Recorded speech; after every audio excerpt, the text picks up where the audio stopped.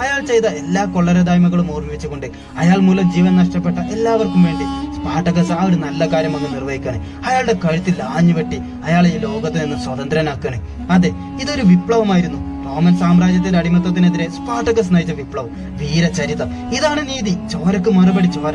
കാലമേറെയായി യജമാനന്മാരുടെ ആട്ടുംതൊപ്പും സഹിച്ച് അവരുടെ ഇഷ്ടങ്ങൾക്ക് വേണ്ടി ജീവിക്കുകയും എല്ലാം നഷ്ടപ്പെടുകയും ചെയ്ത അടിമകൾക്ക് വേണ്ടിയാണ് അവനിത് ചെയ്തത്. മത്സരത്തിന്റെ വിനോദത്തിന് വേണ്ടി മാത്രം ഒരു ജീവൻ നഷ്ടപ്പെടാൻ പാടില്ല. മറ്റൊരു ഹൃദയം കൂടി നെഞ്ചകത്തിൽ നിന്നും പറിച്ചു മാറ്റാൻ ഇടവരരുത്. എല്ലാവരുടെയും അടിമ ചങ്ങല പൊട്ടിച്ചേറിയാണ് സ്പാർട്ടക്കസ്. ഇനി ഇവിടെ ആരും തന്നെ അടിമകളായി ഉണ്ടാവില്ല. എല്ലാവരും സ്വതന്ത്രനാകണം. അതിനായി റോമൻ സാമ്രാജ്യത്തിനെതിരെ തന്നെ ഒരു പട നയിക്കാൻ തന്നെയാണ് സ്പാർട്ടക്കസിന്റെ തീരുമാനം. അതിനവന് എല്ലാ ഗ്ലാഡിയേറ്റർമാരുടെയും പിന്തുണയുമുണ്ട്. ചരിത്രം പറയുന്നത് powerful people coming from powerful places എന്നാണ്. എന്നാൽ ഇവിടെ ചരിത്രം തിരുത്തി കുറിക്കപ്പെട്ടിരിക്കുന്നു. Powerful people make places powerful. അതെ, സ്പാർട്ടക്കസിന്റെ യുദ്ധം റോമൻ ജനത കാണാനിരിക്കുന്നതേ ഉള്ളൂ.